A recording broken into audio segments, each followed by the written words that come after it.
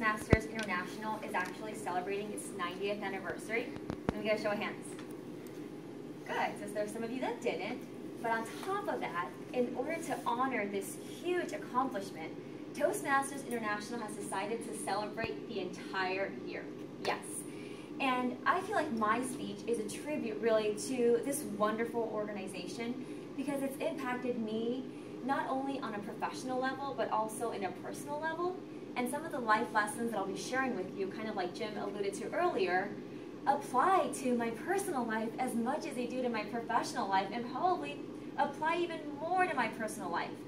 So because I know that we all know what the benefits of Toastmasters are, right, in terms of a listed item list. We know that we become more confident speakers, we establish leadership qualities, and we know all of those kind of common characteristics of the benefits of Toastmasters. And however, whenever I try to explain to my friends and my family and colleagues around why I love Toastmasters, and I try to share my excitement and my passion for Toastmasters, when it comes to saying it to another person who's not involved in Toastmasters, I get almost stuck because I'm unable to articulate the many benefits that this wonderful organization has given me and these life lessons. So like Jim said, my name is Brenda C.S. I am an MBA, I'm a certified health education specialist, a certified health coach, I'm a corporate wellness professional, I'm an assistant vice president. On top of that, I'm a mother, I'm a wife, I'm a daughter, I'm a sister. I'm all of those great things that come as part of being a woman and being just a human being. So I come to you from a place of compassion, I'm a professional, and I'm a human being, and I share my sympathy with all of you in our struggles and our endeavors to want to become a better person. So the first life lesson that I'll talk about is, that I have learned in my involvement with Toastmasters, is to stop worrying about what other people think of me. The second one is to just show up.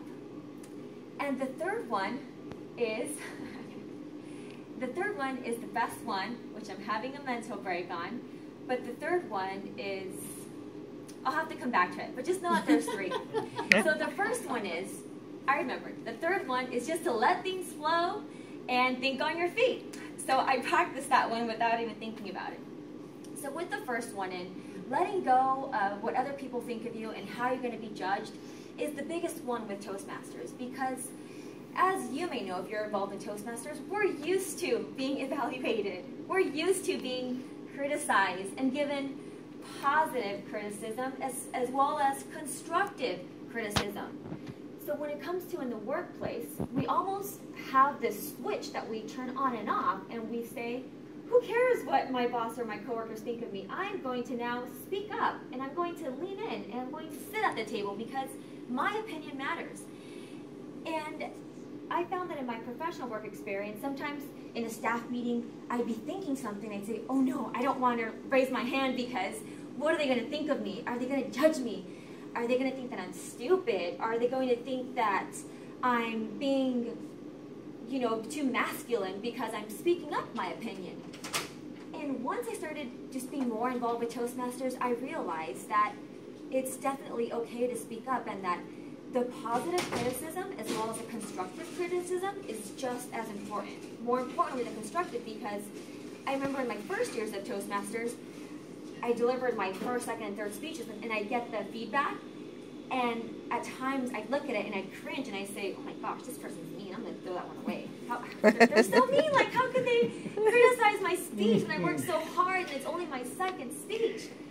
And then as I started giving more speeches, I started to kind of put away the positive feedback, and I started really valuing and holding on to that constructive criticism because it made me an even better, more confident speaker.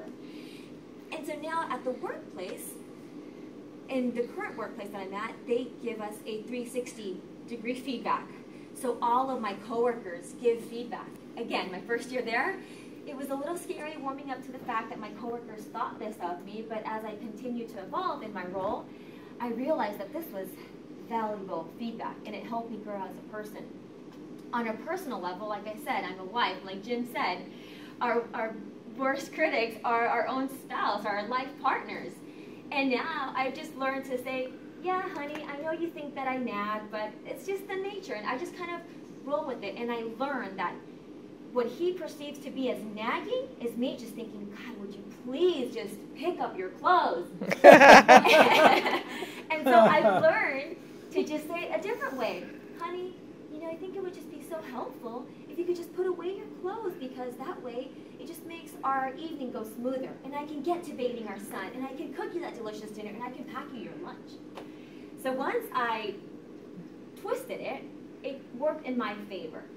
So don't take the constructive criticism, or don't let your fears hold you back from speaking up. Don't worry about what other people think or how you're going to be judged. Just go out there and try it. Go for it, and then find out. The second one, which is actually my third one, which I'll go back to do my second one, is just show up. I had thoughts of calling Sujata and saying, Sujata, you know what? I can't show up because my husband's car battery died, and it actually did. He called me 10 minutes before 5 p.m. And I said, oh my God, this is my escape. But then he said, oh no, you know, I was able to get somebody to jumpstart my car. Darn it, so now I have to show up. I was terrified. And it seems like every speech and every big endeavor in my life, I'm scared. And I second guess myself. And I think, like, I'm almost there, but then I take 3 steps back because I'm so scared.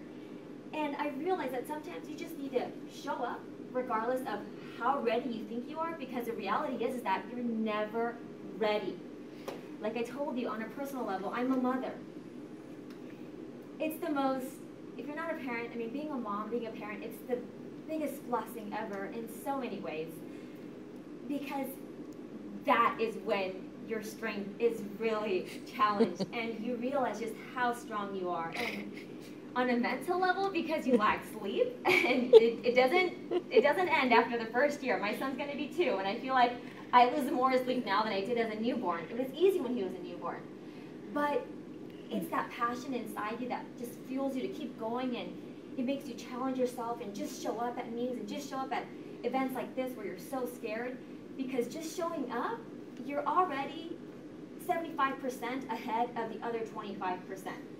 It took me a while to understand that concept, but just you being here tells me that you have personal goals, that you want to be something else, that you want to learn something else about yourself or your professional life on a personal level.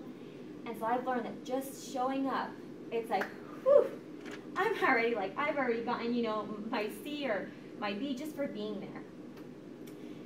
The third one was, I forgot again. Okay, so the first one was just to let go of judgment. The second one was just showing up. And the third one was letting things flow. See, like letting things flow, it's just going to come natural. Just let things flow. And think on your feet. Like Jim said earlier, sometimes when you have a teacher conference, you just got to think on your feet and you have to speak up.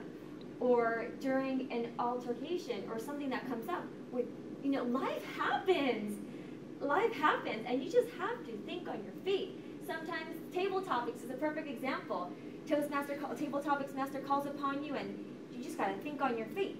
Say what the first thing that comes to mind, and just elaborate. You know, you build a story, you improvise, and you realize that it all is fine, and it's going to work out at the end of the day. And so on a personal level of how I can elaborate that more in terms of just letting things flow, again, as a busy mom, corporate professional, I'm an assistant vice president at my job, you gotta just, once you learn to let go, your house is never going to be clean 24/7, and you learn to let go and taking control of the meeting so that it runs perfectly, because that's never going to happen. You just let things flow and you have fun. That's where the beauty is, my friends. You just let life flow. I have an almost 2-year-old. He makes a mess. The next thing you know, the dog's coming over and he's licking up the mess. I'm like, okay, just let it flow. I don't gotta clean up the mess with my son. Or the next thing I know, you know, my husband thinks that I'm nagging, and I've kind of coached him, and now next thing I know, he's picking up his own stuff. He's washing the dishes because he realizes that the flow of just doing things a certain way, not my way, but we both have kind of learned to adapt, everything just works out. when you just show up to meetings at Toastmasters and your functionaries don't show up and you let things flow, you realize that 3 other people showed up and have been dying for that opportunity. So you just let things flow and you make it happen. You learn to work with what you have. Another story on a personal level, you just learn to make the most out of nothing. So in conclusion, like I said earlier, Toastmasters has so many benefits, right? Like they say, you become more confident. The obvious ones are you become a better speaker, you learn to think on your toes, you learn leadership skills. But on a more personal level, I think that Toastmasters for me has taught me life lessons that, quite frankly, I don't think I would have learned anywhere else. And it's because of that constant just showing up, just letting things flow, conquering my fears, not worrying about what other people think of me, and just being up here, being confident, and practicing every day to be better because, like Jim said, we're not perfect. I hope that my Bryant nature has empowered you to let go of your fears and take that next step. And if something that you're thinking about doing scares you, then you're probably in the right direction. Mr. Toastmaster.